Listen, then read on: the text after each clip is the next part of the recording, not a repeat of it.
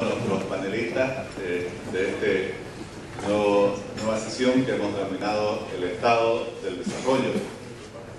Nuestro primer panelista es el licenciado Gonzalo Chávez, quien tiene estudios doctorales en la Universidad de Manchester, Inglaterra, una maestría en Administración Pública en la Universidad de Harvard, una maestría en Política Económica en la Universidad de Columbia, de la ciudad de Nueva York, y una maestría en Relaciones Internacionales de la Pontificia Universidad Católica de Río de Janeiro.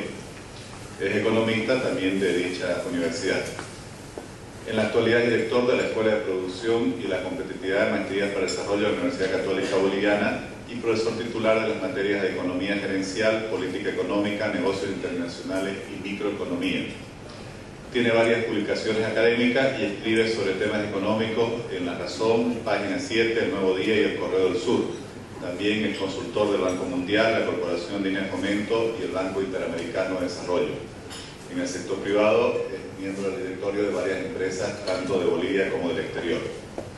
El licenciado Henry Oporto es sociólogo y ensayista, investigador de la Fundación Vasos Canqui, experto en temas de desarrollo, democracia y gestión pública, colaborador del periódico Página 7 y coordinador del Foro Minero, autor de varios libros, entre ellos Repensando el País, Reinventando el Gobierno, Agua y Poder, El Cielo por Asalto, Actores Emergentes y la formación de un capitalismo popular en Bolivia, Un nuevo rumbo para Bolivia, los dilemas de la minería y de vuelta al Estado minero. Don Gary Rodríguez nació en Cochabamba, vive en Santa Cruz y es licenciado en Economía por la Universidad Autónoma Gabriel René Moreno, donde obtuvo una maestría en Comercio Internacional. Cuenta con un diplomado en Liderazgo por la Universidad Militar Mariscal Bernardino Bilbao Rioja. Trabaja en el Instituto Boliviano de Comercio Exterior desde 1987, donde ascendió a gerente general en 1996. Habiendo sido antes gerente técnico, jefe del Departamento de Promoción y del Departamento Técnico. Fue asesor del gobierno boliviano en negociaciones internacionales por cerca de 20 años. El Colegio de Economistas de Santa Cruz lo declaró Economista del Año en el 2012. El Consejo Municipal de Santa Cruz de la Sierra lo distinguió con la medalla al mérito en la categoría profesional el año 2007. Es autor del libro Apertura Económica y Exportaciones en Bolivia, el papel del Estado. Ha sido columnista del periódico La Razón y actualmente escribe una columna semanal en el periódico El Deber. Sus artículos son difundidos por distintos medios de comunicación impresos y digitales del país. Ha dictado cátedra en la Escuela de Posgrado de la Universidad NUC y la Universidad Autónoma Gabriel René Moreno. Quiero agradecer de verdad también a nuestros tres panelistas y para avanzar con el desarrollo de la conferencia, cederle la palabra a Gonzalo Chávez, agradeciéndole nuevamente por trasladarse a Santa Cruz y compartir sus ideas con nosotros. Bueno, muy buenos días, muchísimas gracias por la presentación, muchísimas gracias por la invitación a la Fundación Nueva Democracia. Es un placer siempre estar aquí en Santa Cruz. Un saludo a mis colegas aquí de la mesa, un saludo virtual a don Juan Antonio Morales, que está en La Paz. Y quiero comenzar diciéndoles que, bueno, yo voy a hacer una presentación. Yo creo que nos hemos beneficiado en la mañana, la primera parte de esta mañana, de todos los datos macroeconómicos, de la información. Y ahora lo que nos toca es ver un poco qué modelo económico tenemos desde el punto de vista un poco más global, qué desarrollo económico estamos enfrentando, hacia dónde vamos, y mostrarles que probablemente el desafío es construir algo diferente. Creo que el principal elemento de mi charla va a ser hacia dónde vamos en términos de modelo de desarrollo. Bien, yo quiero comenzar con algunas provocaciones. Voy a hablar un poco de la fotografía macroeconómica presentada esta mañana por nuestros colegas versus la tomografía estructural de la economía boliviana. Pues quiero caracterizar el modelo actual del país como desarrollismo nacionalista en un mar de informalidad. Después quiero desafiarlos y decir que lamentablemente solo debatimos las respuestas y no estamos volviendo a las preguntas, y que el gobierno controla la agenda de lo que significa el modelo de desarrollo y no hemos sido capaces de tener una alternativa, de proponer una alternativa en el debate nacional. Quiero hablarles de decir, bueno, que tal vez es el momento de volver a las preguntas, y desde el punto de vista del desarrollo económico debemos volver a las preguntas macroeconómicas y a las preguntas microeconómicas. Pero comencemos con el primer punto. Si uno ve los indicadores macroeconómicos presentados con todas las debilidades que se han dicho de que son variables que en el largo plazo podrían tener problemas, son variables inestables, pero nadie puede negar que hay un crecimiento económico importante. Uno puede decir que ese crecimiento no es suficiente, no está lo suficientemente desarrollado, pero el PIB ha crecido en promedio durante la gestión del presidente Morales alrededor del 4,5-5%. No es la mejor tasa de crecimiento de los últimos 100 años, definitivamente no, en los 70 hemos crecido más, pero ese es un resultado que está en la mesa. La inflación, a pesar que hay chanchullos, manipulación, es menos elevada, es más elevada de lo que realmente es, pero la inflación ha estado bajo control. Las reservas internacionales tienen muchas ficciones contables, pero estarían en torno de 14.000, 15.000 millones de dólares, es otra variable importante. Hay un superávit fiscal con todo el maquillaje contable que ustedes pueden imaginarse. Superávit comercial. Entonces, cuando uno ve las variables macroeconómicas, y especialmente cuando una gente de afuera ve las variables macroeconómicas, nadie puede negar que son interesantes, que la fotografía macroeconómica está bien, ¿no? Entonces, y podremos hacer los cuestionamientos, qué es lo que va a pasar hacia adelante, etcétera, pero la fotografía macroeconómica va bien. Y la fotografía macroeconómica, la izquierda boliviana felizmente ha comenzado a manejar bien el Photoshop, entonces también la ha retocado, está muy bonita, la presenta de vez en cuando. Y es esta fotografía macroeconómica que uno pone a la entrada de la casa, cuando la familia está feliz, contenta, todos los mejor ternos, su mejor ropa, los niños lavados y peinados, todos sonriendo, ¿no es cierto? Y cuando viene la suegra del FMI le mostramos la foto y ella dice, wow, qué maravilla, y esto se difunde, y esa es la fotografía macroeconómica. Pero pocas familias y pocos países muestran la tomografía, ¿no? Esa la ocultamos debajo de la mesa porque ahí están nuestros tumores, nuestros problemas más complejos. Y eso es lo que no estamos viendo en la actualidad, porque el país sufre de lo que he denominado un narcisismo macroeconómico. Es decir, esta cosa de verse en las cifras macroeconómicas y enamorarse de las cifras macroeconómicas, que no es algo nuevo en el gobierno, en este gobierno, sino que en el pasado ha sido también. Entonces, cooperación internacional, BID, Banco Mundial, Fondo Monetario Internacional, actores principales de las decisiones de política económica, se miran en las cifras macroeconómicas y se autoalaban. Dicen, mire, lo estamos haciendo maravillosamente. Pero no hablamos de la tomografía. Ahora estamos con mucha salud, pero no estamos hablando de los problemas estructurales. Entonces, cuando yo veo la foto macroeconómica en los últimos 8 años, está bien, es eso, pero cuando veo la tomografía me preocupa muchísimo. Porque en la tomografía yo veo niveles de productividad bajísimos, problemas graves en torno de lo que es la vulnerabilidad del sector externo, como hemos visto acá. Veo una economía informal gigantesca, veo que no hay ningún tipo de conexiones entre los sectores económicos, veo bajísimos niveles de industrialización o transformación productiva, veo subsidios gigantescos, como mostraba el licenciado Parada en el tema de hidrocarburos. Entonces, la tomografía económica está en problemas, pero oposición, gobierno, académicos, todos estamos mirando la foto macroeconómica. Y creo que mi contribución hoy es decirles, bueno, veamos la tomografía, porque es en salud que tienes que cuidarte y resolver tus problemas, y no lo estamos haciendo. Y eso me lleva al segundo punto. ¿Qué modelo económico estamos ofreciendo para intentar resolver los temas estructurales? Nada más de lo mismo. Entonces, es la revisión de lo que he llamado el desarrollismo nacionalista en un mar enorme de informalidad.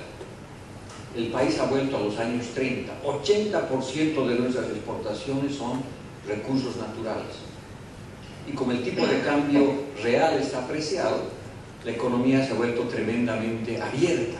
Entonces, en pleno discurso de un modelo endógeno, de un modelo que preserva la industria nacional, que es puro discurso, en la práctica, por cada dólar que nosotros exportamos, consumimos 85 centavos de dólar en importaciones, una economía tremendamente abierta.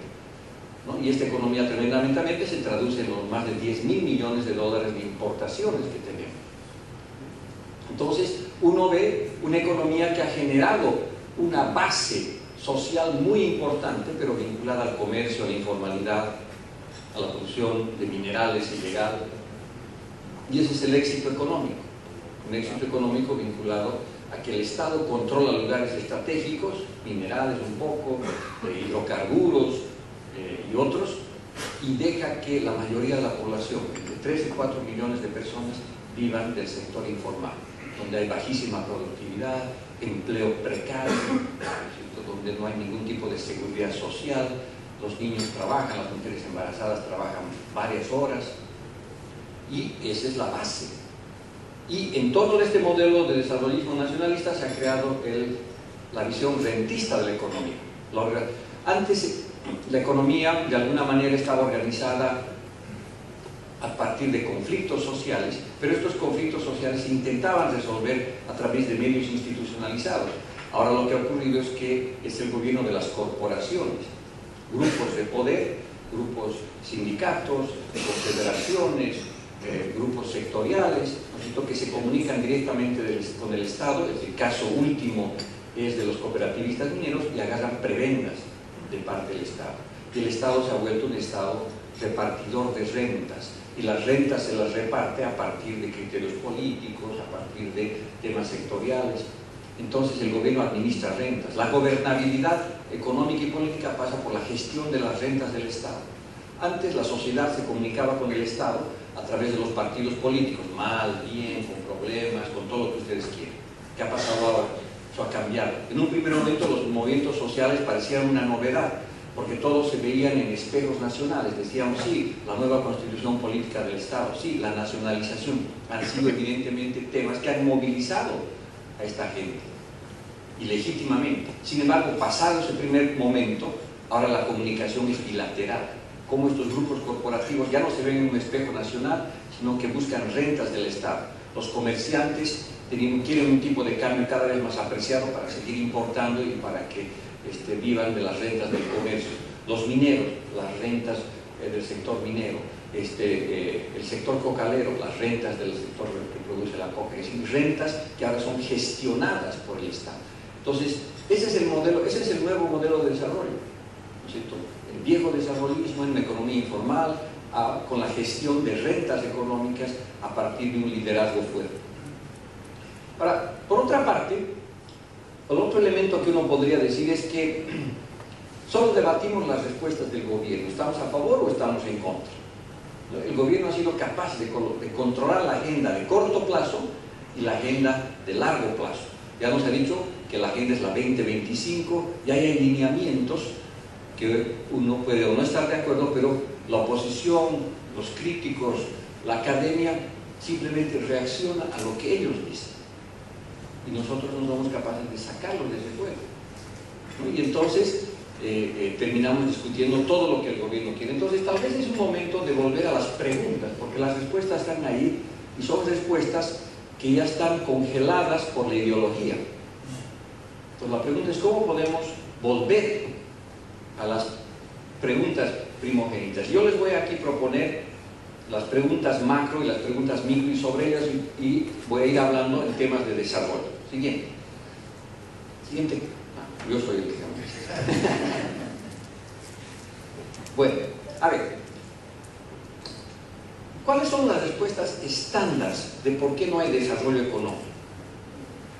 ¿No es cierto? Y entiendo desarrollo económico, tal vez comenzaré definiéndolo como un mecanismo a través del cual la sociedad genera más recursos, pero de manera sostenible, y al mismo tiempo tener un impacto social importante sobre la población. Entiendo desarrollo económico de manera integral, ¿no es cierto? Entiendo desarrollo económico como un mecanismo de no solamente de transformar la economía, sino que de esa transformación la gente tenga mejores condiciones sociales, económicas, políticas e institucionales.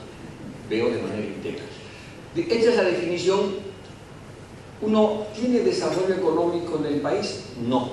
Lo que hay es una burbuja de consumo vinculada a una bonanza externa espectacular, que ha generado una tasa de crecimiento que no es sostenible en el tiempo y no es la tasa más importante que ha tenido el país. Esta mañana se decía que al gobierno le encanta comparar el periodo 2000 al 2005, que era el periodo tremendamente complejo, con el 2006, y dicen, ¿no? Esas son las comparaciones de dieta que a veces se hace en las ventas de algún producto, ¿no es cierto?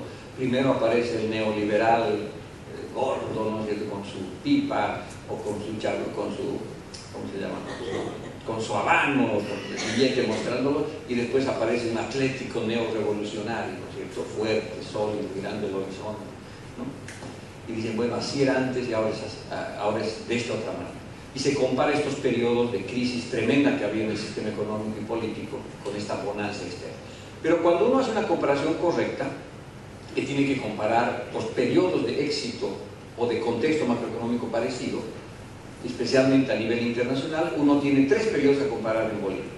El primero es de los 70, 71, 76, el otro es 94, 98, y el periodo obviamente 2006, 2003. Cuando uno agarra esos periodos, que son posibles de ser comparados con países africanos, entonces, ¿por qué ha ocurrido eso? Porque hemos tenido mayores ahorros. Este ahorro que ha venido, que Juan Antonio Morales decía muy bien, de adicionalmente 50.000 millones de dólares. Pero no obstante que ya no, el problema macroeconómico no es la escasez de ahorro, no es que falte plata, y no es que falte inversión, porque la inversión pública aumentó muchísimo. Uno podrá decir, bueno, la inversión privada es menor, la inversión extranjera directa falta, pero este es un problema que aparentemente habría que solucionar. ¿Y por qué no crecemos más? ¿Por qué seguimos creciendo como en el periodo bueno del neoliberal o como en el periodo de los años 70? ¿Por qué no hay un salto significativo del crecimiento? ¿Qué ha pasado? ¿Es un problema de ahorro e inversión? No, estaría resuelto ahora, ¿no es cierto? O parcialmente resuelto. ¿Por qué no crecemos?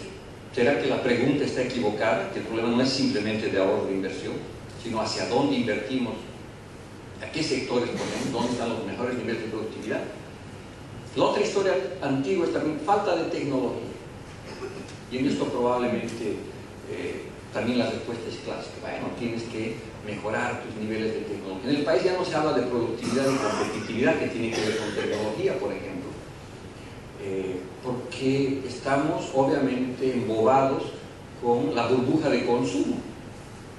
Cuando hay mucha plata, ¿por qué tendría que preocuparse de hacer las cosas más rápidas y más productivas? No, en bonanza uno gasta, y eso es lo que está pasando. Entonces la falta de tecnología, que es una variable importante para mostrar desarrollo, ha desaparecido del debate. Productividad y competitividad se han convertido en palabras malas, neoliberales.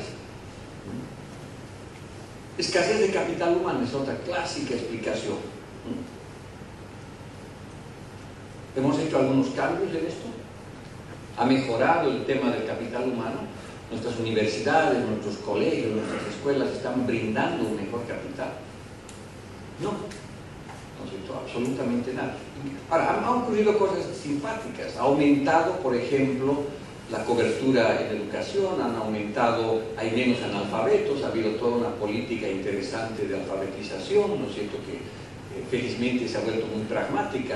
Acuérdense que en los últimos 10 años hemos debido gastar unos 500 millones de dólares intentando alfabetizar a la población, ¿no? Y el Banco Mundial y el BID han puesto dinero, pero el problema era que cuando estábamos comenzando a alfabetizar decían, no se puede alfabetizar en español porque lamentablemente la población boliviana en su mayoría no entiende español, entonces tenemos que convertir todos los textos de la alfabetización en aymara. Cuando los textos estaban comenzando a ser traducidos en aymara, no podemos alfabetizar. Los animales que están utilizando para enseñar a la población los idiomas no son animales del ecosistema, no se puede enseñar a la población la letra J con jirafa porque nunca han visto a la población boliviana una jirafa, entonces a buscar animales nativos, ¿no es cierto?, para que podamos alfabetizar. Otros 200 millones de dólares. Y mucha gente que se oponía a este tipo de cosas es la que ahora está en el gobierno. Felizmente, yo digo, ha llegado el método cubano, ¿no es cierto?, y con caballitos de mar, playas, todo el mundo, sin decir pío, se ha alfabetizado y, digamos, ese es un avance. Pero todo el elemento de educación está pendiente. ¿Qué ha pasado con nuestras universidades? Muy poco. ¿Qué ha pasado con los colegios con la reforma educativa, los grupos corporativos de los sindicatos que manejan a los 250.000 maestros que hay, siguen ahí y han resistido a cualquier tipo de cambio. Entonces la escasez de capital humano sigue en el debate. El tema del mercado interno versus mercado externo es otro debate gigantesco que siempre tenemos y vuelve con frecuencia cuando aumenta la inflación y se prohíbe la exportación de algún determinado bien. No cito el caso aceite y otros que ha habido acá, dicen, no, es que tenemos que abastecer el mercado interno. Esta es otra vieja historia de la cual no nos libramos y seguimos dando viejas respuestas estándar. Y no aprendemos de los chinos. ¿Alguien duda que hay mercado interno en la China? Son 1.600 millones de chinos, tienen la muralla, podrían cerrarse, 800 producen y 800 consumen y podrían olvidarse del mundo, ¿verdad? Pero ellos no piensan así, piensan en el mercado externo, sino miren a su alrededor. Demuéstrenme que en esta sala hay menos del 10% de cosas chinas, no funciona. La mayoría de las cosas que ustedes están usando son chinas. Si los chinos han pensado en el mercado externo, ¿cómo Bolivia, que puede ser una esquina en Shanghai, va a simplemente seguir con esta historia, ¿no es cierto?, de mercado interno y mercado externo? Algo que no superamos. Y cuando la cosa es... El tema de la maldición de los recursos naturales se ha hablado aquí ya en detalle, simplemente voy a pasar muy rápidamente. Estamos en esta vieja historia y los bolivianos miran al suelo en busca de recursos naturales cuando los negocios ahora están en la nube del internet y esto genera la dependencia. Se ha escrito mucho con esto, se sabe mucho de este tema, de esta restricción, que eso genera la política, la economía, todos enviciados con los recursos naturales, unos nacionalizan, otros privatizan, otra vez la nacionalizan. Pero tu lógica política, económica, tu imaginario colectivo, tus esperanzas, tus orgullos están vinculados a los recursos naturales. Estamos atrapados en el chip del rentismo de los recursos naturales y muy poco decimos sobre los nuevos desafíos económicos. Es otra trampa macroeconómica y no hemos podido diversificar, ¿no es cierto? Y otra vez, como en los años 30, 70, 80% de nuestras exportaciones son recursos naturales. El otro tema clásico de eso son las instituciones, falta de instituciones, ¿no es cierto? ¿Hace cuánto tiempo nosotros sabemos que no hay instituciones? Y no lo podemos resolver, y está ahí. No hay instituciones estables. El licenciado Parada ya ha hablado varias veces de esto. Es otro desafío, una respuesta estable. Entonces, si faltan instituciones, ¿qué necesitamos? Otras instituciones. Y ahí vienen las listas de las instituciones que tenemos que necesitar. En el pasado tienen que hacer la reforma educativa, la reforma de la judicial, era una lista de cosas que tenían que hacer, y ahora algo parecido. Pero no se avanza. En las respuestas micro-tales, falta de política industrial, esto también es bastante antiguo, y volvemos a la vieja tradición de política industrial. Bolivia está queriendo hacer la revolución industrial inglesa, pero con 200 años de retraso. Entonces, en su concepto de industrialización es etapista, ¿no? Primero tenemos que pasar. O sea, como gran cosa, como nuestros abuelos, la mayoría de la gente del gobierno se maravilla cuando ve un lingote de estaño. ¡Wow! No es industrializado. O cuando ve que de repente vamos a hacer la ubre. Entonces, tienen el Gosplan, el plan soviético de los años 30, 40, de decir, bueno, tienes que ir por etapas. Cuando la revolución industrial contemporánea es más bien trotskista, yo me he vuelto trotskista, es de focos productivos, focos revolucionarios. Tenemos que saltar de 1841 al 2020. No podemos estar esperando seguir los pasos de Inglaterra, pero en las propuestas de industrialización del gobierno es que nosotros tenemos que pasar del litio a la pila, de la pila al automóvil, ¿no? Y ese ciclo va a llevar pues, otros 100 años. Entonces, en el concepto de industrialización, la falta es obviamente una industrialización de viejo cuño y no contemporánea, de foco, de clúster, como enseguida les voy a mostrar. Falta de coordinación pública-privada, esta es otra cosa también muy conocida en el debate y siempre estamos atrapados, sí, tienen que coordinar más, pero la coordinación siempre se hace por intereses políticos y no genuinos. Ahora me interesa, estoy ganando dinero, me interesa estar cerca al gobierno. No es una integración, no es una coordinación con vistas a aumentar la productividad, con vistas a innovar, a cambiar, etc. Igual el tema de productividad y competitividad, yo lo he mencionado, está completamente fuera del debate cuando claramente el sector productivo boliviano, público y privado, tiene bajísimos niveles de productividad y esto no está en la agenda. Entonces, si todos estos temas no están enfocados de manera adecuada y las respuestas son antiguas, son las respuestas estándar, ustedes seguramente ahora están preguntando, a ver, ¿cuál es la bala mágica? ¿Dónde está? ¿Cómo vamos a resolver estos problemas? ¿Sí? Bueno, yo no quiero darles respuestas mágicas, voy a ensayar algunas cosas, pero yo quiero preguntarme cómo han generado desarrollo y crecimiento ciertas cosas concretas. El salmón en Chile, $1.000 millones de exportaciones y bastante empleo. El kiwi, todo el mundo conoce el kiwi. El kiwi parece una piedra con pelos, a mí jamás se me hubiera ocurrido comérmela. No sé, de repente alguien la ha abierto, ha visto que tiene más vitamina C que la naranja, que la mandarina, y 2.000 millones en los ojos. ¿Qué ha pasado? ¿Quiénes se han juntado? ¿A quién se les ha ocurrido? ¿Quién ha comido primero? ¿Qué ingenieros han hecho los análisis? ¿Quién ha permitido la exportación? ¿Quién ha permitido el apoyo? ¿Qué créditos ha habido? ¿Cómo se ha generado ese clúster? ¿Cómo se han articulado personas, instituciones, empresas, gobierno, para que de repente Chile exporte en estos dos productos cerca de $3.000 millones? O sea, todo lo que nosotros exportamos en gas. ¿Qué ha pasado? Ha habido una política industrial. Entonces, el enfoque que quiero hacer no es volver a las grandes fórmulas, sino intentar explicar por qué estas cosas son exitosas. ¿Cómo le está yendo a Pakistán en el Mundial de Fútbol? Ahora de Brasil, ¿alguien sabe? No ha ido, ¿no? No ha ido. ¿Cómo ha sido el anterior vez? ¿Quién ha eliminado a Pakistán para que no vaya al fútbol? ¿Alguien sabe? No, porque no hay fútbol en Pakistán. Juegan cricket. Entonces, ¿cómo es posible que un país donde no se juega fútbol sea el primer exportador de pelotas de fútbol en el mundo? ¿Cómo se les ocurrió? Que ni siquiera tienen el concepto de fútbol. ¿Quién se ha encontrado con quién? ¿Quién ha visto a la vaca y lo ha convertido en pelota? ¿No? ¿De qué manera han hecho? O sea, ¿qué articulaciones? ¿Qué construcción social? ¿Cómo se han articulado empresarios, productores? ¿Quién ha copiado a quién? Para que de repente tengamos $2.000 millones de exportación de pelotas de fútbol en un país donde no hay fútbol.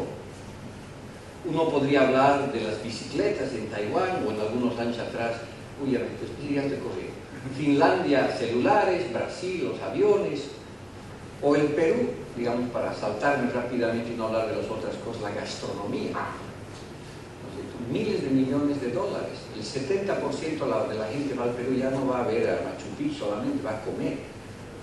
¿Cómo ha aparecido Gastón Mercurio en diferentes empresas, en diferentes restaurantes? ¿Cómo se han conectado con nosotros? ¿Por qué se ha vuelto una comida mundial? ¿Qué ha pasado? ¿Qué políticas públicas han habido? Y esas son un poco las respuestas que tenemos que dar para salir de las respuestas estándar, porque lo que no quisiera volver a decir, lo que necesitamos es una política industrial de coordinación del sector privado revolucionaria, que además se base en la sociedad, bla, bla, bla, bla. Bueno, y muchísimas veces ocurre. Entonces, ¿qué ha pasado? ¿Cuál ha sido la articulación que ha permitido esto? Y yo quisiera mostrarles un poco unas teorías respecto de cómo se articulan estas cosas. Si podemos, voy a pasar aquí a uno. Tengo que cambiarle.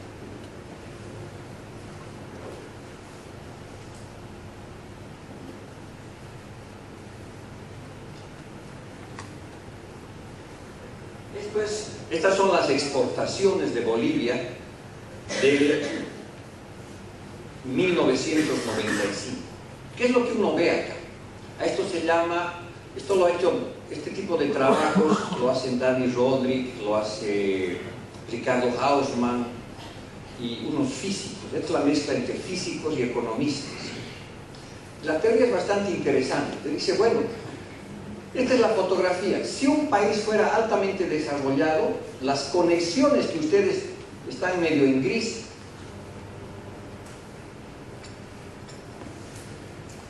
las conexiones que están en gris no las ven, son las que tendrían que estar articuladas. Cuando decía de qué manera ha aparecido la soya o de qué manera han aparecido otros productos, es que se han comenzado a producir articulaciones entre actores económicos. Cuando uno ve nuestra economía, ¿qué es lo que uno observa de esto? Es un bosque donde hay pocos árboles, ¿no es cierto? Y estos bosques están tremendamente alejados unos de los otros. O hagamos una metáfora más simpática. Si estas fueran palabras, hay estos juegos, no sé cómo se llama, de hacer palabras. Sopa de letras se llama, ¿no? Uno tiene que hacer palabras. Entonces, es un país que tiene pocas letras y por lo tanto puede hacer pocas palabras. Cuanto más palabras tienes, más letras puedes hacer. Entonces, una economía como la boliviana es de pocas palabras y no es capaz de articular. Por eso aquí no tenemos clústeres, no tenemos lugares donde se articulan muchos actores, porque aquí, como ustedes pueden ver muy bien, estos están aislados, completamente aislados. Si estuvieran articulados sería como esto acá. Esto es Bolivia.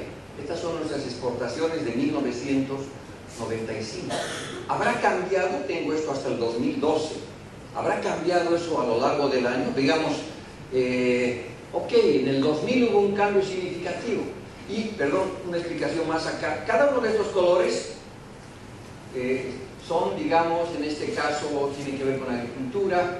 La parte más negrita que está allá arriba es petróleo, gas. Esto es minería, ¿no? Aquí están los colores, explican los sectores.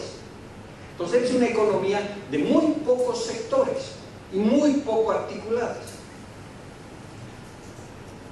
¿Qué ha cambiado, digamos, vamos al 2000, un periodo, aquí vamos al 2003?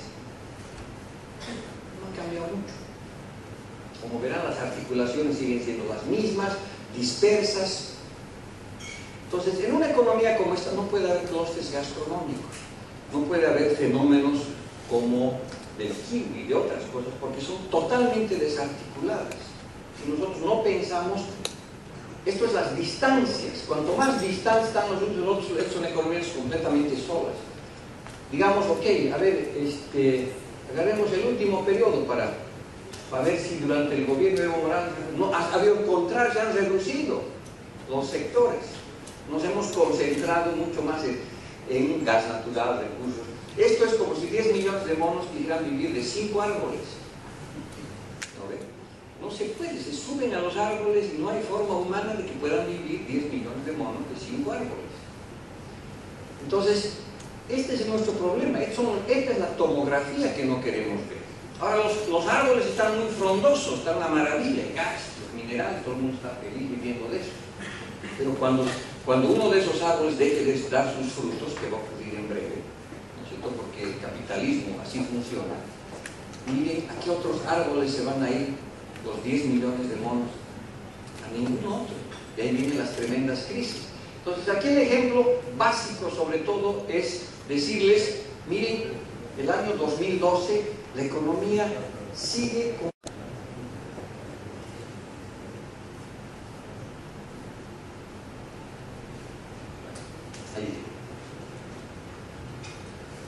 Ahora vamos a ver cómo es Corea del Sur. Seguir avanzando. Entonces, el argumento central es que no estamos siendo capaces de ver la tomografía para generar una alternativa de desarrollo. Miren cómo es. Mucho más denso. Mucho más denso. Y estas son las cosas importantes, las conexiones, las articulaciones que se dan. Yo les decía, ¿cómo de repente Pakistán tiene más exportaciones de pelotas? Porque han hecho estas articulaciones, han sido capaces de juntarse en el upstream y el downstream, los otros actores han sido capaces de generar clústeres, ¿no? Siento que han articulado muchos sectores. Y eso es un cambio radical en una economía. Y esto nosotros no tenemos. No lo estamos haciendo, no está en la agenda económica, no está en el modelo de desarrollo, porque el modelo de desarrollo sigue apostando a el viejo nacionalismo desarrollista basado en 4 recursos naturales y que la mayoría de la población viva de la informalidad, donde estas conexiones están en la economía subterránea, no pagan impuestos, no hacen una serie de cosas.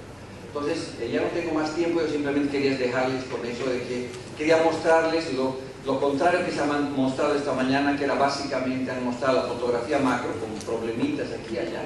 Esta es la tomografía con muchísimos problemas, y el desafío que tenemos es pues, mirar la tomografía y ver qué podemos hacer con esto, pero ya no en el abordaje simplemente micro y macro tradicional, sino entender cómo se dan estas articulaciones, qué puede hacer la política Ya no tengo tiempo para explicar esto, pero para resolver estos asuntos es desarrollo local, es productividad, es economías creativas, es territorios inteligentes, son clústeres, ¿no? Esa es la nueva geografía de ideas. Porque con las pocas palabras, Bolivia no puede hablar ningún idioma mundial.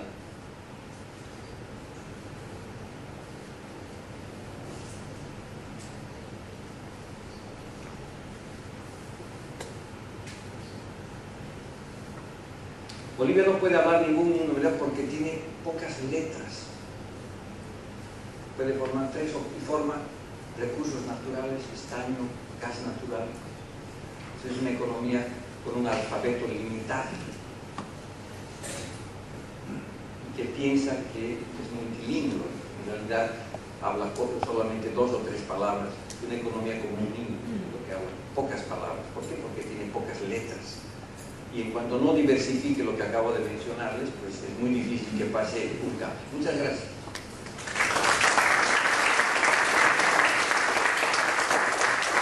Exposición interesantísima. Ahora escucharemos al licenciado Henry Oporto, a quien yo he incluido toda la mañana entre los economistas, pero en realidad es sociólogo, lo que sí es un investigador muy prestigioso, muy conocido del país. Así que también nos gustaría muchísimo escuchar su idea sobre el estado del desarrollo boliviano. Bueno, gracias Oscar, complacido de participar de esta conferencia tan interesante y tener la oportunidad de compartir con ustedes mis reflexiones e ideas sobre el desafío del desarrollo. El desarrollo, desde luego, es un tema omnipresente en la ciencia social, en el debate político, en la atención de los medios de comunicación, en fin. No siempre todos hablamos de lo mismo cuando nos referimos al desarrollo. Hay muchísimas definiciones, diversas conceptualizaciones de desarrollo. Hay desde las más sofisticadas, como esa de Amartya Sen, que dice que el desarrollo es la expansión de la libertad humana, hasta otras menos elaboradas, como aquella que dice que el desarrollo es la expansión de derechos. Y de hecho es esta idea la que el gobierno del MAS, por ejemplo, ha comprado, y no por casualidad la nueva constitución se ha llenado de derechos, ¿verdad? Ahora en la constitución hay una suerte de listado inmenso de derechos, ¿no? Parece un listado de Papá Noel, uno puede encontrar derechos para todo. La pregunta es, ¿qué posibilidad concreta, real, práctica hay de materializar los derechos que están en la letra de la Constitución en derechos concretos, efectivos y verificables, ¿no?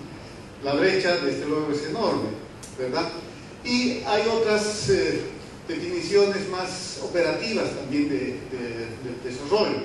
Por ejemplo, la que utiliza Naciones Unidas, el Informe de Desarrollo Humano, ¿verdad? Que ha creado una serie de indicadores para tratar de medir cuál es el avance de los países en el proceso de desarrollo, y para eso ha tomado 3 indicadores, básicamente: educación, salud, ingresos. Bueno, yo no voy a hacer esta mañana una discusión teórica sobre lo que se puede entender por desarrollo. Lo que quiero proponer esta mañana es más bien una nueva forma de aproximarnos al tema del desarrollo, una manera de medir el desarrollo, que es la expansión de la clase media. Es un parámetro que se me ha ocurrido, y a esto voy a dedicar mi exposición inmediatamente. Esta es la tesis que quiero compartir con ustedes. ¿Por qué es importante la clase media? O sea, ¿por qué se me ocurre que la expansión de la clase media puede ser un parámetro para evaluar el grado de desarrollo de un país?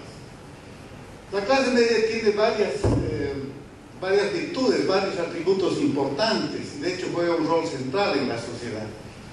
Tiene, por ejemplo, un nivel de vida económico que le permite tener una cierta seguridad, ¿no? Un cierto nivel de bienestar material que no tienen, por supuesto, los estratos pobres más bajos de la sociedad. Posee un nivel de educación que le permite aspirar a un progreso relativamente constante, puede ascender socialmente a partir del capital humano, del capital educativo que tiene, ¿no? Y esto es lo verdaderamente importante. Cuando en una sociedad la población está concentrada en la parte media de la pirámide, eso está connotando que hay un proceso de mayor igualación social, ¿no? Quiere decir que es una sociedad no solamente más equitativa, sino con mejores equilibrios sociales. Y eso, por supuesto, tiene una importancia muy grande, porque nos está mostrando que el ensanchamiento de la clase media, ¿no?, puede conducir a que la sociedad sea más unida, más cohesionada y con menos tensiones, menos conflictos sociales. Justamente porque la clase media tiene menos carencias, ¿no?, y puede ser la base social de la estabilidad. Quizás esto es lo que justamente nos hace falta en Bolivia, tener una clase media más amplia que sea el sustento, ¿no?, de la estabilidad política, de las instituciones fuertes. O sea, no solamente la debilidad institucional que tenemos en Bolivia obedece a que los políticos tendemos a cambiar una y otra vez de institución, no solamente hay una manía refundacionista del país, ¿verdad?, que siempre queremos empezar de cero las cosas, ¿no? También se debe a que no hay probablemente una base social, ¿no?, suficientemente educada y con valores que faciliten el funcionamiento de las instituciones, ¿no? Además, se suele reconocer que la clase media tiene un comportamiento político, por ejemplo, de mayor moderación, lo que facilita desde luego la gobernabilidad, la estabilidad, ¿no? Y algo que no es menos importante, que las capas medias, ¿no?, tienden a ser más exigentes en su demanda de servicios públicos, de mayor calidad de vida. Esto, por ejemplo, se está empezando a vivir con más fuerza en los últimos años en varios países de la región. El caso paradigmático es Chile, ¿verdad? Un país que ha crecido tanto, y sin embargo está convulsionado en los últimos años por las manifestaciones de los estudiantes. La clase media está pidiendo más, es más exigente, ¿verdad?, porque su nivel material, su nivel educativo, en fin, se lo permite. Y aquí vienen tres afirmaciones importantes que quiero hacer. Las naciones modernas son en general sociedades de clase media, ¿no?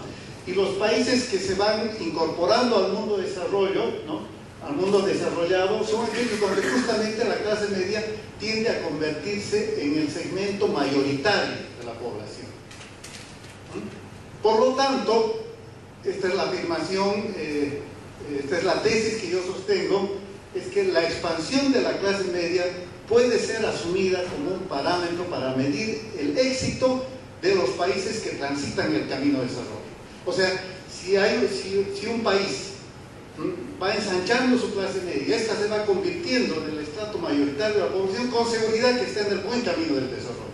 Esto lo hemos visto en los últimos años. Los países, por ejemplo, Brasil, hace unos años atrás, ha logrado que la mayor parte de su población sea ya clase media. Chile lo es, hoy es una sociedad de clase media. Desde hace mucho tiempo lo ha sido la Argentina, lo ha sido Uruguay, en fin. En el caso argentino, sin embargo, hemos visto más bien un retroceso. Eso quiere decir que cuando se adquiere la condición de la clase media, ¿no?, esa no es una situación inmutable en el tiempo. Puede ocurrir, como en el caso argentino, que esa sociedad tenga más bien una trayectoria de retroceso, ¿no?, donde se achica la clase media y otra vez la pobreza vuelve a convertirse en un fenómeno fundamental.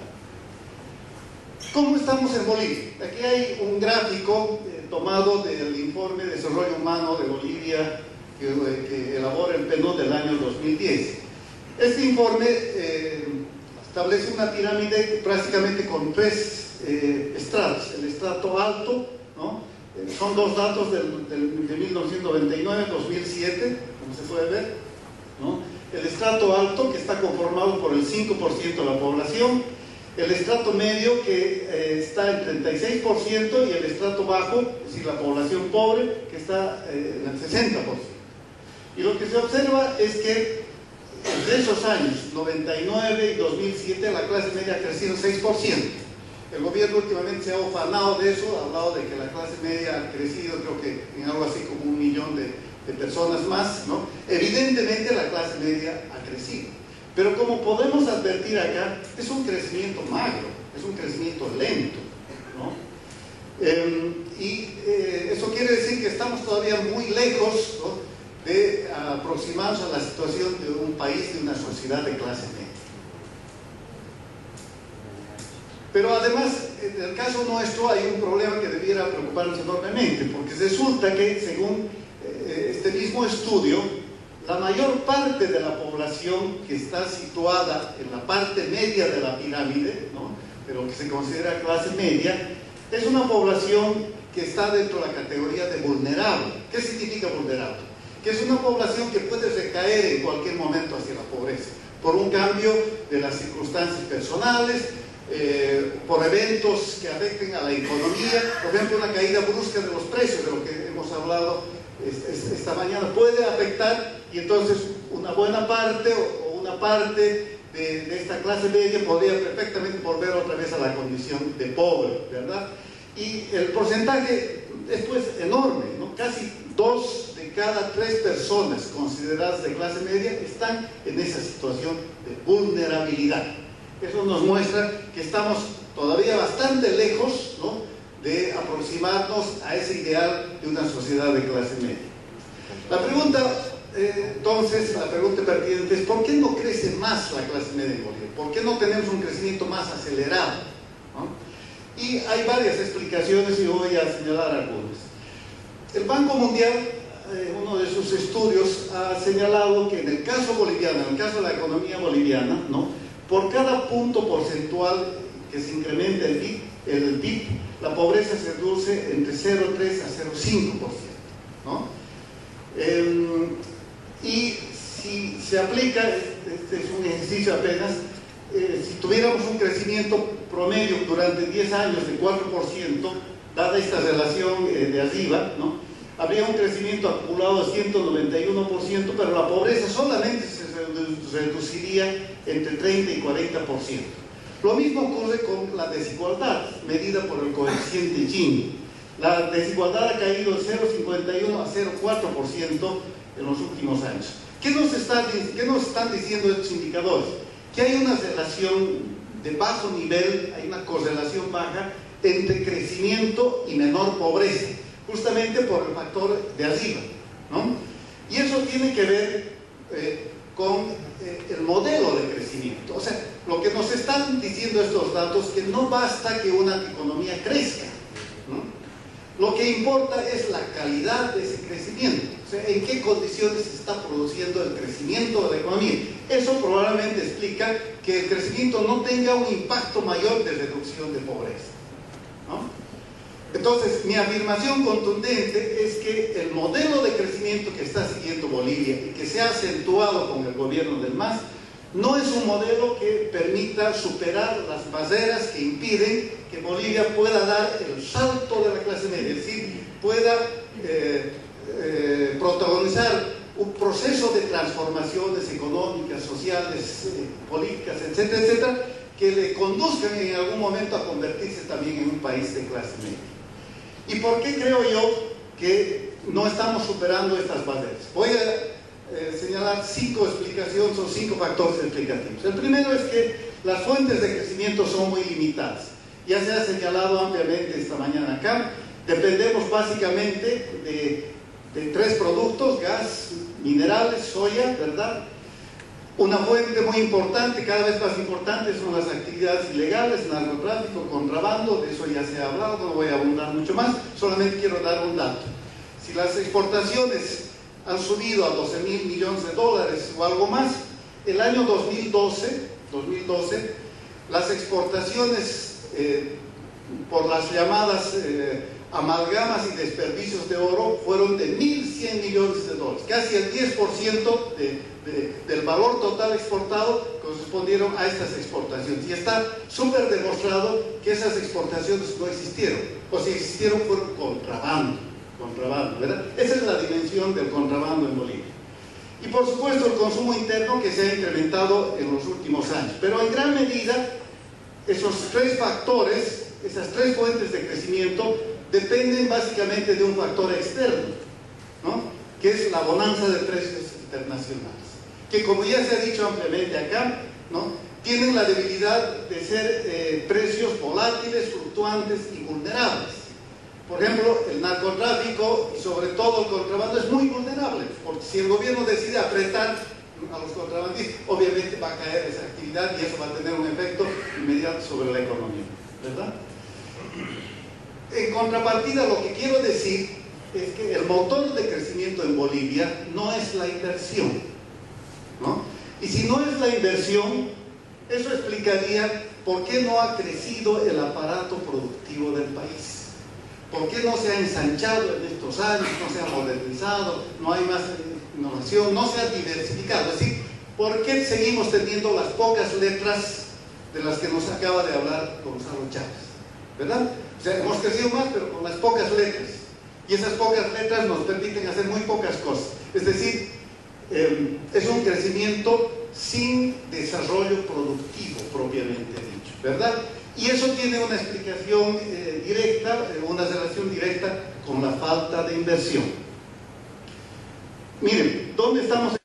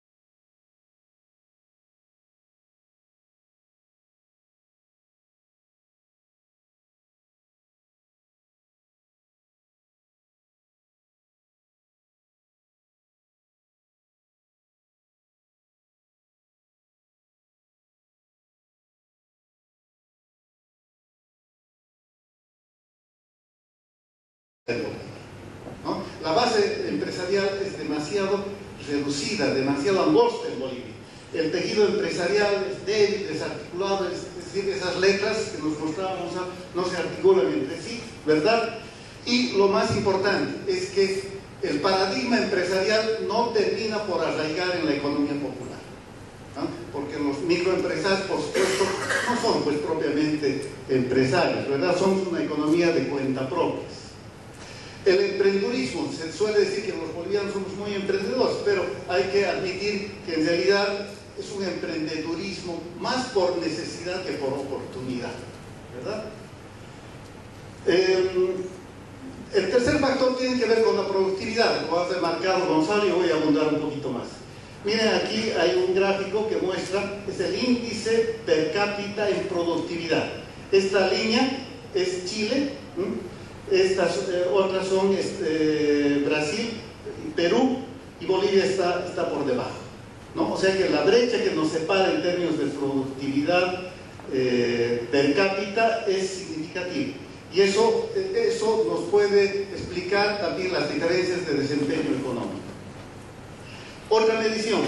Este gráfico muestra cuál es la productividad de los países sudamericanos comparadas con Estados Unidos, que es el país con más alta productividad del continente. Miren, Chile está a la cabeza, Chile y Costa Rica está a la cabeza con 76 y 75%. Eso quiere decir que Chile tiene el 76% de la productividad de Estados Unidos, eso quiere decir. Y Bolivia está aquí abajo. Es un dato del 2005, tal vez se ha desactualizado, en el caso del Perú claramente, pero Bolivia está aquí con 39. O sea que apenas un poquito más de la tercera parte es la productividad de Bolivia con respecto a la productividad de Estados Unidos. Pero hay más. Miren, esta es una fotografía, tal vez se asemejaría a la tomografía que reclama Gonzalo, ¿no? Porque esto es de Bolivia. Miren, miren ustedes, resulta que la productividad laboral de las actividades está marcada acá, 2007-1999. Las actividades con mayor productividad laboral son las extractivas, servicios básicos, servicios empresariales, etc. Y las de menos productividad, obviamente, comercio, construcción, agropecuaria, servicios domésticos, etc.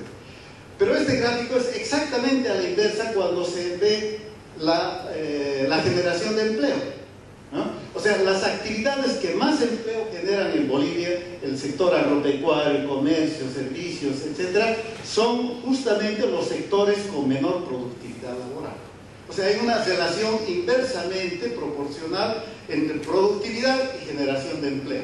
Quizás el único sector que tiene una relación intermedia, diríamos, ¿no? es la industria manufacturera, que genera una cantidad no despreciable de empleos y está más o menos en un nivel medio, ¿no? Por ahí, de productividad en la relación de Bolivia. Pero lamentablemente la industria es muy chica en Bolivia, ¿no? Ojalá pudiera desarrollarse más la industria y tendríamos una relación más pareja entre productividad y generación de empleo. El cuarto factor, rezago educativo, ¿verdad? A esto también ha hecho referencia Gonzalo. Déjenme nada más mostrarles este gráfico. Según el índice de competitividad, ¿no? Que mide distintos factores, este es uno de los factores que mide la tasa de matriculación en primaria y la calidad de la educación. Bueno, resulta que este gráfico negro es la tasa de matriculación. El año 2006 estábamos en el puesto 42 y ahora estamos en el puesto 110 sobre 151 países. O sea que, aunque ha crecido, ha mejorado la tasa de matriculación en Bolivia, pero si nos comparamos con los índices internacionales, no hemos progresado, más bien hemos retrocedido. Y en cuanto a calidad educativa, miren, aquí sí ha habido una mejora, pero aún estamos en el puesto 101 entre 151 países, ¿no? De acuerdo a esta medición del Foro Económico Mundial. ¿Qué nos está diciendo esto? Que la mala educación, la falta de oportunidades de capacitación técnica, obviamente reducen las oportunidades económicas, de empleo y de mejoras productivas en la economía, ¿verdad? Y la otra cosa importante que tiene que ver justamente con la tesis que estoy tratando de desarrollar acá, que son un freno poderoso para la movilidad social. O sea, una baja educación no permite que la clase media se ensanche, no permite que más sectores pobres vayan a engrosar las filas de la clase media. Este es el último factor. Para colmo de los males, hay una mala asignación de los recursos estatales, de los recursos fiscales, que debieran financiar una política social. Bueno, se ha dicho también acá, en los últimos años este boom de ingresos es absolutamente inédito en la historia del país. Nunca hemos contado con tantos ingresos, con tanto dinero, ¿verdad? ¿No? Ni siquiera probablemente en los años 70 ha habido una disponibilidad tal de ingresos, ¿no? Pero resulta que este dinero no ha contribuido a cambiar las cosas significativamente. Más bien se ha derrochado, creo yo, se ha despilfarrado buena parte de este boom de ingresos en una forma de repartir los recursos que tiene estas características: rentista, asistencial, prebentalista, etcétera, etcétera. Es un sistema, por lo mismo, enormemente ineficiente, plagado de corrupción y creo que insostenible en el tiempo. Eso lo vamos a ver probablemente en los próximos años. Por lo tanto, el impacto que tiene en términos de crecimiento y sobre todo de reducción de pobreza de esta forma de asignar los recursos fiscales es muy limitado. Y es que esto no contribuye a mejorar la calidad del empleo y tampoco el capital humano, que está demostrado son las claves, ¿no?, para reducir pobreza, para reducir desigualdad y para avanzar hacia una sociedad de clase media. Por lo tanto, creo yo, Bolivia sigue entrampada en una estructura económica tradicional y en un modelo de gobierno que no contribuye a lo que yo quisiera que fuera el norte del crecimiento, de los esfuerzos económicos en Bolivia, que es ampliar y consolidar una clase media, ¿no? Por lo tanto, creo que la gran tarea que tenemos nosotros, los bolivianos, en el largo plazo y a partir de ahora, es cambiar el modelo de crecimiento. Necesitamos crecer de otra manera. Creo que podríamos marcarnos como un norte estratégico, ¿no? Dar este salto a la clase media. No es algo que se pueda concretar de la noche a la mañana, ni siquiera en cosas de pocos años, ¿verdad? Pero puede ser un objetivo de largo plazo que nos ayude a enmarcar los esfuerzos, a articular el conjunto de esfuerzos, a desencadenar un proceso de desarrollo. Ahora, si hablamos y es en estos sectores donde probablemente se pueden encontrar esos nichos de oportunidad que nos refería Gonzalo Chávez, ¿no? O sea, el gran reto es cómo cambiamos una matriz endogenista, ¿no? Es una economía que se mira muy a sí misma, ¿no es cierto? Y encaramos definitivamente el reto de la internacionalización. Necesitamos una política agresiva de acuerdos comerciales, de apertura de mercados, etc. Y yo creo que esto puede seguirse a través de un camino concreto, ¿no? Yo creo que los bolivianos debiéramos plantear seriamente acoplar el crecimiento de nuestra economía, articular nuestra economía cada vez más a la economía brasileña. Ser lo que México es a Estados Unidos, eso deberíamos ser nosotros respecto al Brasil. Porque con el Brasil tenemos un mercado, podemos tener inversiones, ya las tenemos, pero esto debería crecer enormemente, podríamos beneficiarnos de transferencia tecnológica, etcétera, etcétera, ¿verdad? Y la segunda gran tarea, el salto educativo. Necesitamos ciertamente una educación de calidad para el siglo XXI, ¿no? Tenemos que cesar las brechas de calidad entre educación primaria, entre educación particular, educación pública, entre educación urbana y educación rural. Pero además, la mejora de calidad es un desafío para todos los niveles del sistema educativo en Bolivia, incluyendo, por supuesto, a las universidades. Yo creo que si se habla de mejorar la calidad, tenemos que priorizar la formación de profesionales y técnicos en estas ramas. Ojalá tengamos cada vez menos abogados, menos sociólogos, menos comunicadores sociales y más tecnólogos, ¿verdad? Y la reforma debiera orientarse en esa dirección. Necesitamos hacer mediciones de calidad, sistemas de evaluación debidamente institucionalizados, lo que no quieren las universidades.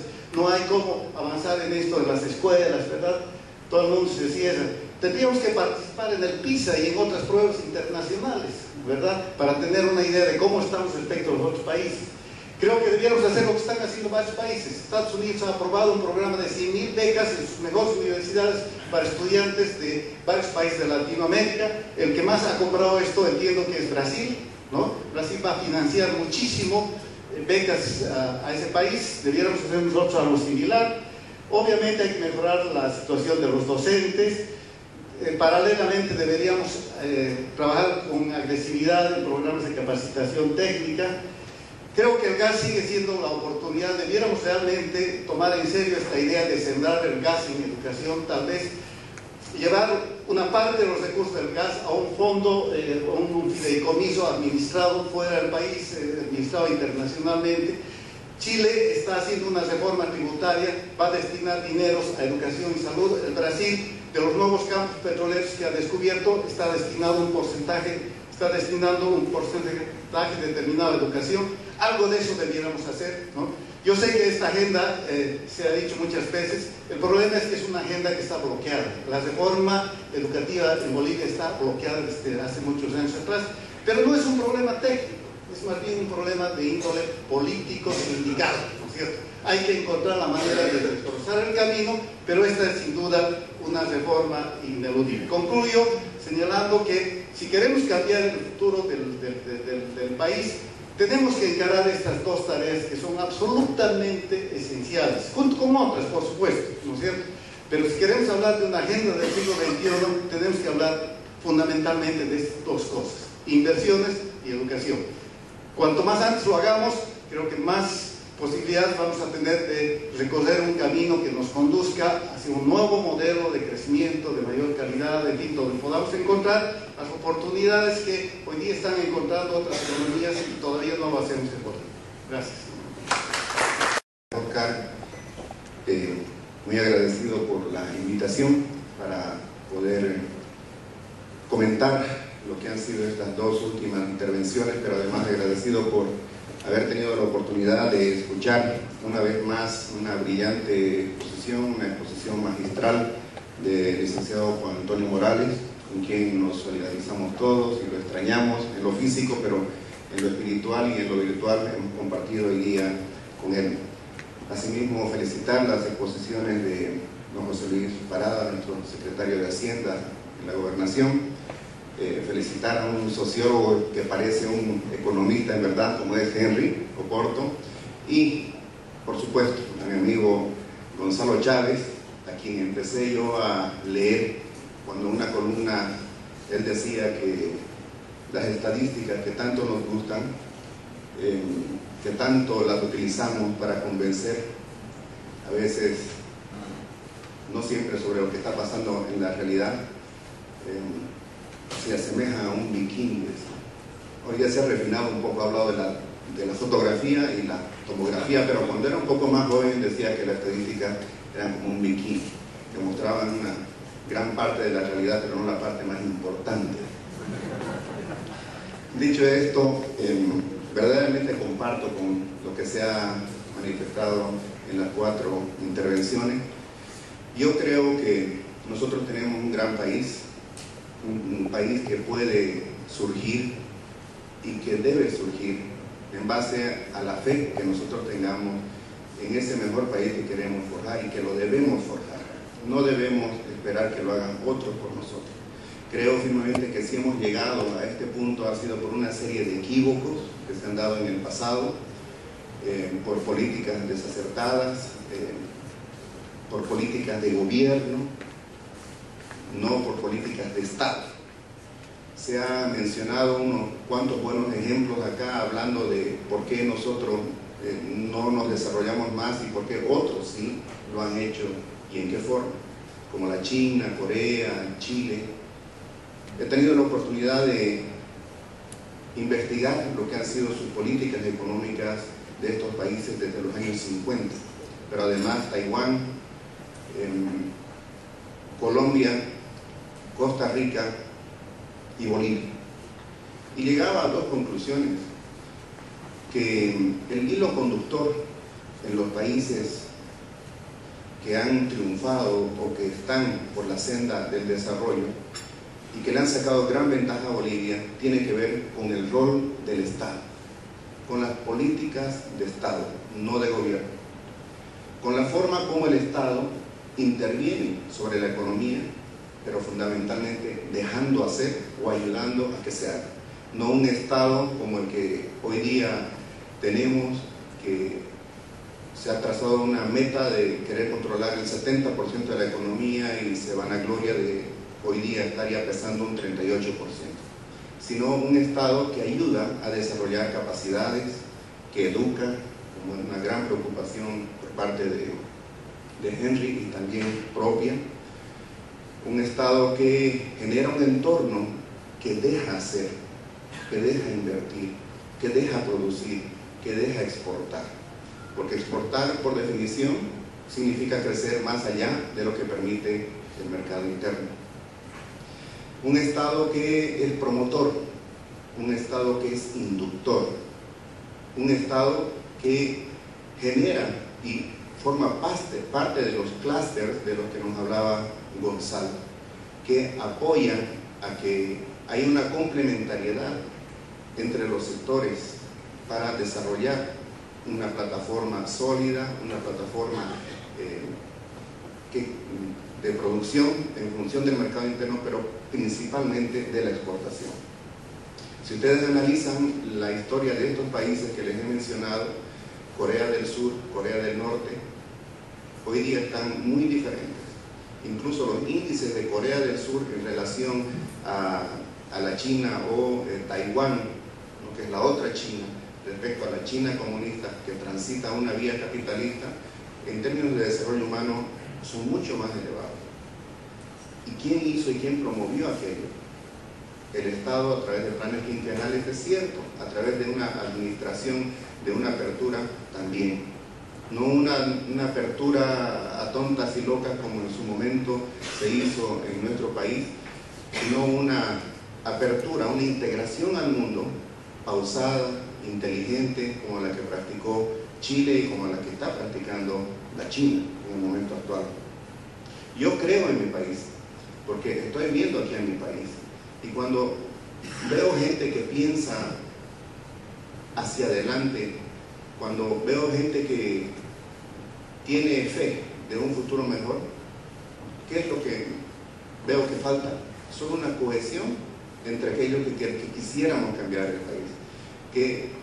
Gente que debe hacer sentir su voz y hacer esas preguntas con las cuales nos desafiaba Gonzalo, para cuestionar a la misma sociedad, a esa clase emergente que hoy día tenemos en nuestro país, y que no está mal que haya sido así. Si es suficiente un bono, si es suficiente una dádiva, si es suficiente una concentración o un conjunto folclórico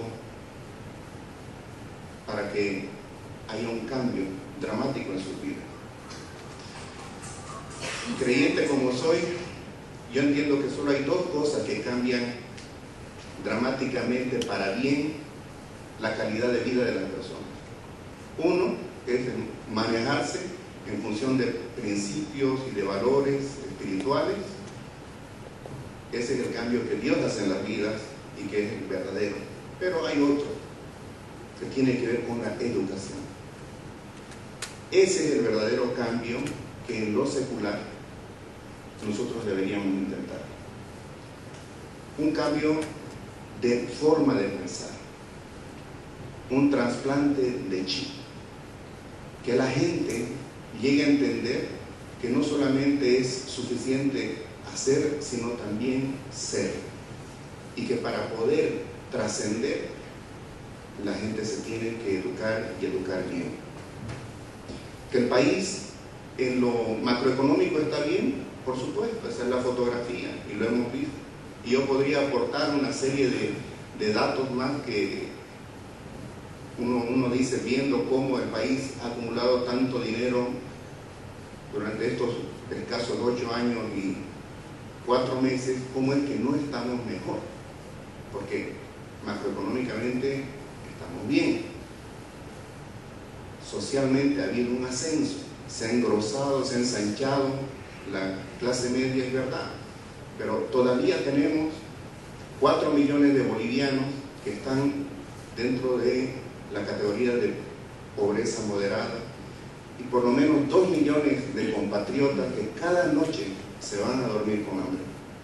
Pero no solamente esa es la pobreza en nuestro país, sino también la pobreza en cuanto a no tener la posibilidad de una verdadera inserción en un nuevo mundo, en un mundo de oportunidades.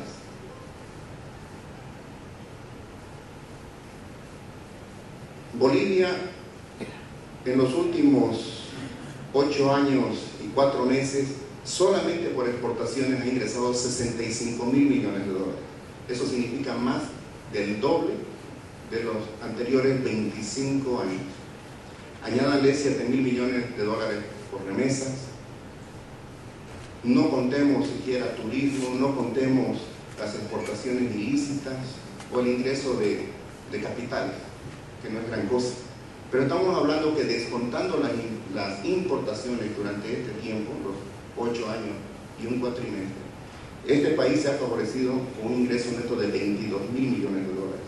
Ahí están las reservas internacionales netas por 14.500. Yo no entiendo cómo un país que está favoreciéndose de la exportación tenga que estar en un debate interno sobre si es el mercado interno, si es el consumo el que hace crecer el PIB o no. La estadística dice eso, evidentemente, pero es una cuestión de usos y fondos. ¿De dónde se nutre el gasto público? ¿Dónde se respalda la inversión pública? ¿Cuál es el dinero que está circulando en la economía? Sino a partir de las exportaciones del gas, que significan 6.000 millones de dólares anuales, las exportaciones de minerales por 3.600 millones de dólares y 2.400 millones de exportaciones no tradicionales. Si estamos evidenciando que aquí hay un éxito, no solo con el grano de oro del oriente como la soya, que el año pasado nos dejó más de 1.000 millones de dólares por exportar más de 2 millones de toneladas, paradójicamente, pese a las restricciones que existen. Si el grano de oro andino el año pasado le ha dejado al altiplano 168 millones de dólares por la venta de 37.000 toneladas, y ya tenemos esos dos buenos ejemplos, que exportar es bueno y que hace crecer la economía, pero además impacta en los ingresos de los productores, principalmente pequeños. ¿Por qué tendríamos que seguir discutiendo entre que si exportar es bueno o no, cuando otros países e incluso nosotros mismos estamos empezando a tomar esa experiencia? Es evidente que ese 80-20 de la composición de las exportaciones entre tradicionales y no tradicionales nos tiene que preocupar. ¿Por qué? Porque los derechos, entre comillas, adquiridos de una clase emergente que es muy bien atendida por el Estado, por el gobierno, se están fundamentando principalmente en las regalías, en los impuestos que están generando esas actividades extractivas. Y todo parece indicar que el superciclo económico tan largo que hemos vivido empieza en su fase de declinación. Por lo cual, ¿a dónde nos debe llevar esto? A ver si este modelo, que se le ha dado un nombre muy sui generis, social, productivo, comunitario, etc., corresponde a una realidad que vive el mundo y a las necesidades que tiene nuestro país para abatir la pobreza extrema hasta el 2025 y a reducir en más de la mitad de la pobreza relativa. Si nosotros como país, en términos de índice de desarrollo humano, estamos en el puesto número 98 a nivel 108 a nivel mundial, y en el índice de competitividad global en el puesto 98, como decía el presidente de CAINCO recientemente, nos sacamos 3.8 de nota sobre 7, estamos pasando raspando. Y esto debe ser una gran preocupación para hablar de un desarrollo humano sostenible. Nosotros tenemos una geografía envidiable, más de 1 millón de kilómetros cuadrados, tenemos clima, microclimas, tenemos agua, energía, gente que tiene habilidades para trabajar. ¿Qué es lo que nos está faltando? ¿Por qué estos índices macroeconómicos no permean para sacarnos más rápidamente de una realidad que no es deseada, como es la pobreza extrema y la pobreza relativa? Creo que un factor preponderante tiene que ver con la gestión del país. Alguien dijo que no hay países desarrollados ni subdesarrollados, sino países mal administrados. No digo que a propósito. A veces los buenos deseos no son suficientes. También los padres tenemos que saber administrar nuestra casa. Pero cuando administramos mal, cuando educamos mal o cuando no educamos, vamos a cosechar el día de mañana el fruto de esa siembra. Cuando hablo de la capacidad de gestión o la mala gestión, me estoy refiriendo no solamente al gobierno, me estoy refiriendo a la institucionalidad. Recién estuvimos en un foro con un profesor de Harvard, el señor James Robinson, autor de un libro que titula ¿Por qué fracasan los países? ¿Por qué fracasan unos en llegar demasiado tarde a crecer, a desarrollarse? ¿Por qué otros se adelantan? ¿Por qué otros dan el salto? ¿Y cómo? Y coincido perfectamente con la conclusión. Esa fue una de las dos conclusiones del libro que escribí, que tiene que ver con la institucionalidad de los países, con el papel que juega el Estado, no el gobierno. Hablo del poder legislativo, el poder judicial, el poder ejecutivo, para hacer cambios y buenos cambios. James Robinson decía que hay dos tipos de institucionalidad para que unos países sean ganadores y otros perdedores, a la luz de un análisis histórico que hizo, comparando qué se hizo en el hemisferio norte y sur. Y estas dos clases de instituciones, él las llamó las instituciones económicas inclusivas y las instituciones económicas extractivas. La inclusiva tiene que ver con generar un ambiente a través de las leyes, las normas y su adecuada aplicación para inducir, para promover, para motivar, para educar, para capacitar, para generar oportunidades para que la gente, a través de la búsqueda de su propio interés y de la satisfacción de sus necesidades, en el agregado genere más inversión, más producción y más comercio.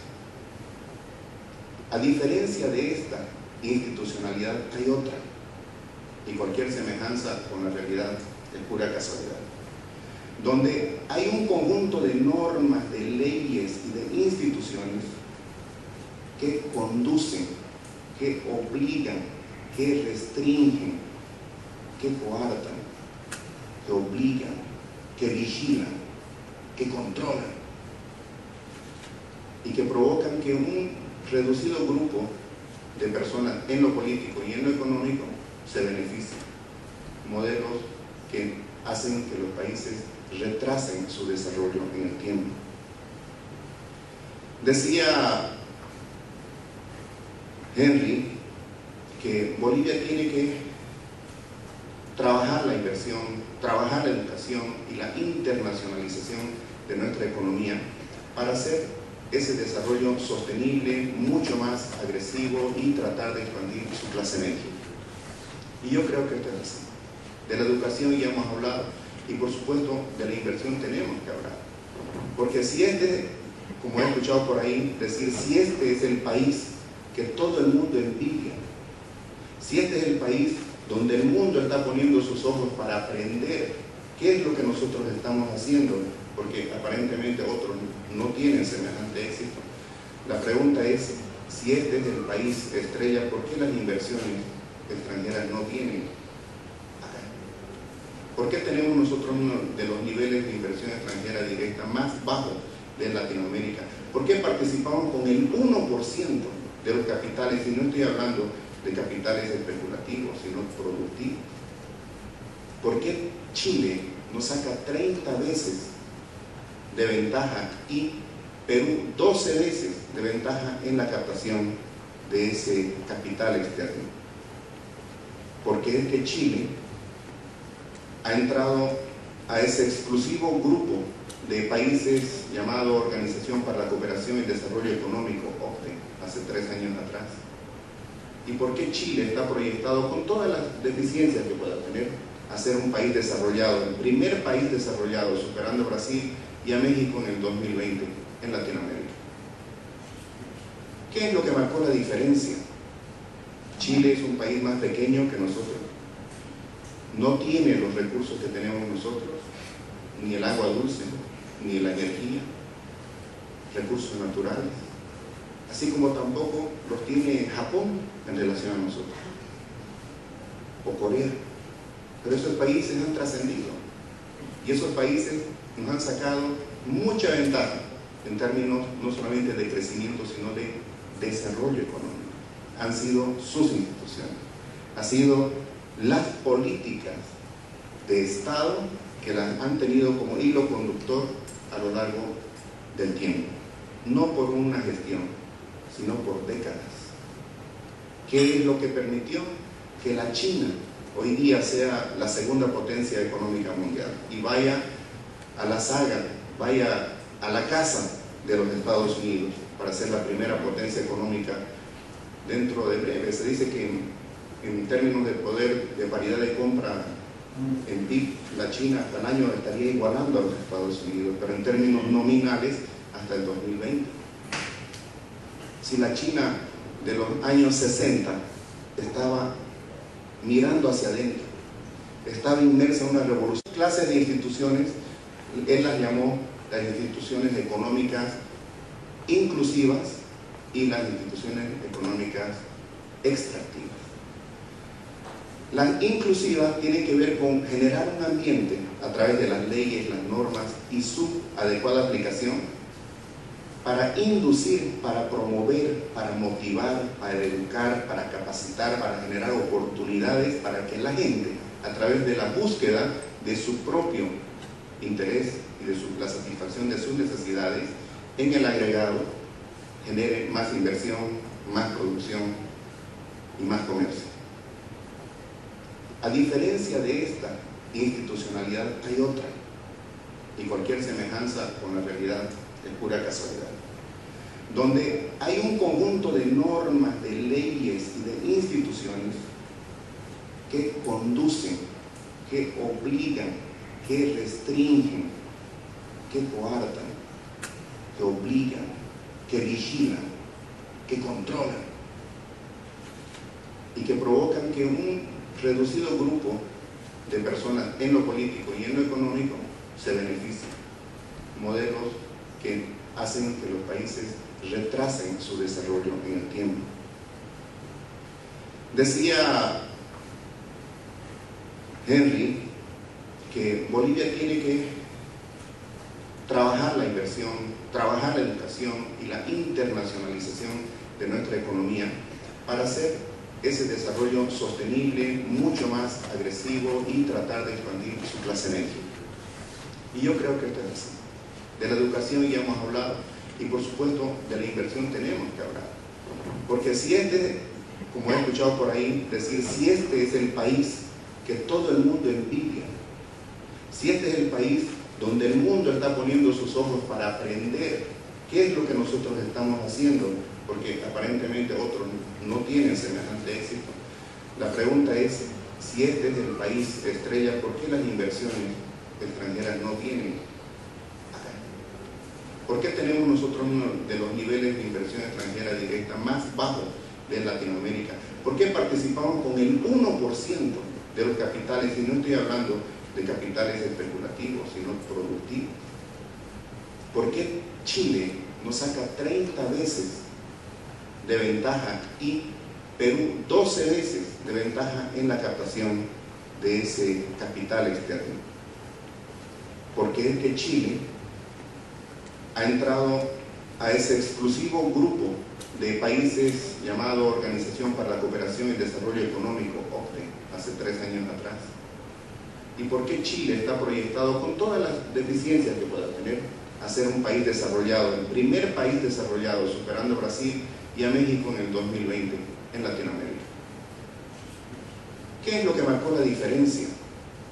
Chile es un país más pequeño que nosotros, no tiene los recursos que tenemos nosotros, ni el agua dulce, ni la energía, recursos naturales, así como tampoco los tiene Japón en relación a nosotros, o Corea.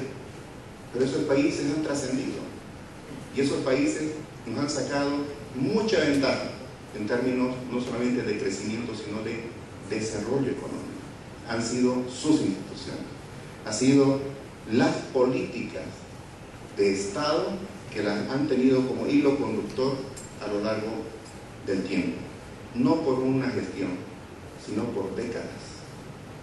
¿Qué es lo que permitió que la China hoy día sea la segunda potencia económica mundial y vaya a la saga, vaya a la casa de los Estados Unidos para ser la primera potencia económica dentro de breve? Se dice que en términos de poder de paridad de compra en PIB, la China hasta el año estaría igualando a los Estados Unidos, pero en términos nominales hasta el 2020.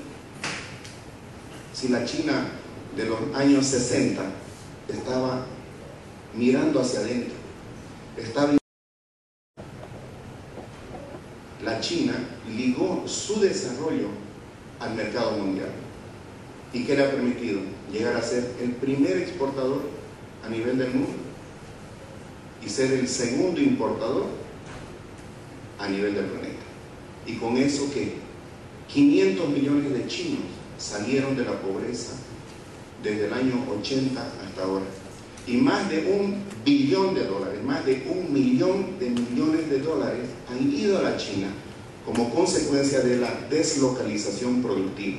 Muchas fábricas se han trasladado físicamente desde Europa y lo siguen haciendo desde Estados Unidos a la China. ¿Por qué razón? Si ese es un país comunista. Por las garantías, por la institucionalidad, por la seguridad jurídica, por los incentivos, por un Estado que por lo menos en la costa, sobre el Pacífico, le ha dado al capital la posibilidad de reproducirse, sin importar la ideología. ¿Que tiene que haber una articulación público-privada para hacer esto? Por supuesto que sí, porque si no, estando de espaldas, poco va a ser lo que puede hacer el sector privado y el Estado no va a cumplir su rol, ese rol de promover, de inducir, de fomentar, de ayudar, de facilitar.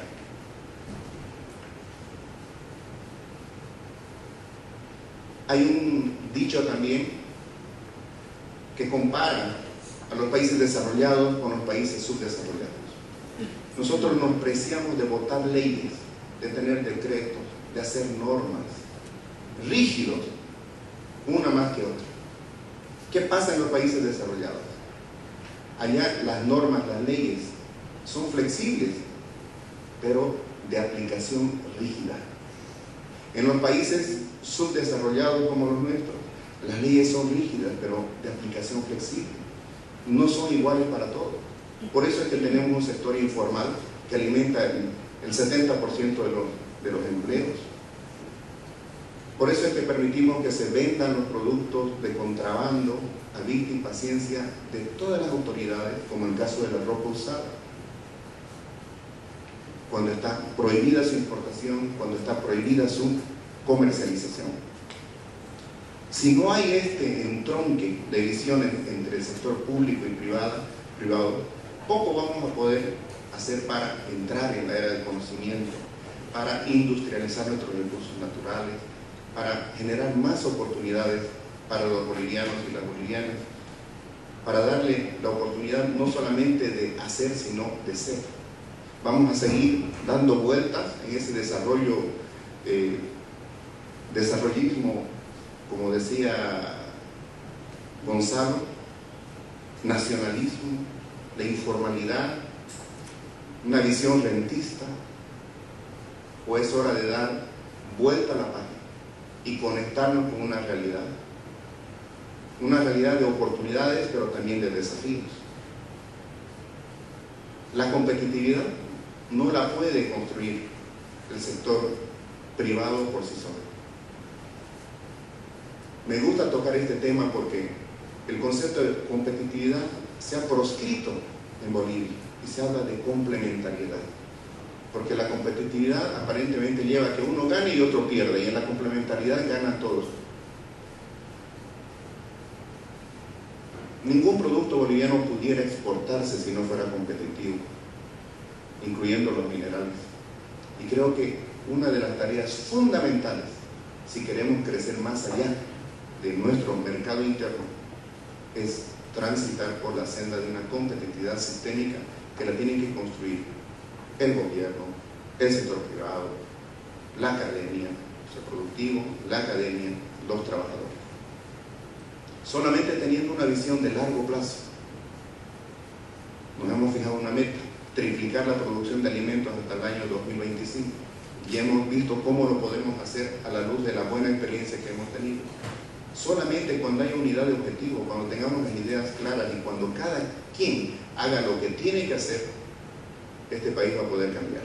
Y vamos a poder afectar las vidas como la estamos afectando aquí en Santa Cruz, también en el interior del país.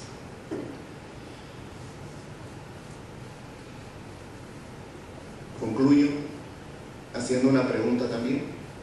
Si nosotros estamos satisfechos con el país que tenemos. Y una segunda pregunta: ¿qué estamos haciendo para tener el país que queremos? Si cada uno de nosotros, en el lugar que esté, empezara a enamorar con la idea de un país distinto, si cada uno de nosotros pudiera hablar mientras podamos hacer, desde la academia, desde la prensa, desde el empresariado, desde las organizaciones donde estemos, sin temor, sin miedo y sin tener vergüenza, creo que estaríamos apostando por ser agentes de cambio. Porque el que calla, otorga. Mientras estemos en democracia, animémonos a hablar. No esperemos que otros hagan lo que nosotros debemos hacer. Y en la sumatoria de esas voluntades es que vamos a lograr el país que queremos, con el cambio para bien, que verdaderamente creo que se lo puede hacer. Gracias.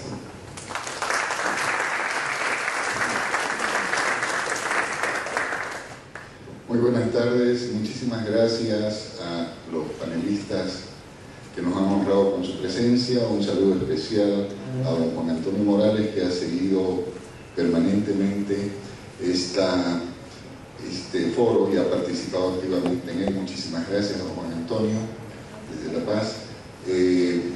A nombre de la Fundación Nueva Democracia, quiero agradecerles a todos la presencia, excusar a nuestro presidente del directorio que tiene un viaje programado y tenía que salir hacia el aeropuerto, y decirles de que ese es el propósito de nuestra fundación: generar los espacios necesarios donde, en base a una discusión pluralista e incluyente, para usar los términos que están tan de moda gracias a Robinson y a Acemoglu, ¿no?, lograr entender un poco mejor por qué estamos donde estamos y qué tenemos que hacer para salir, para mejorar.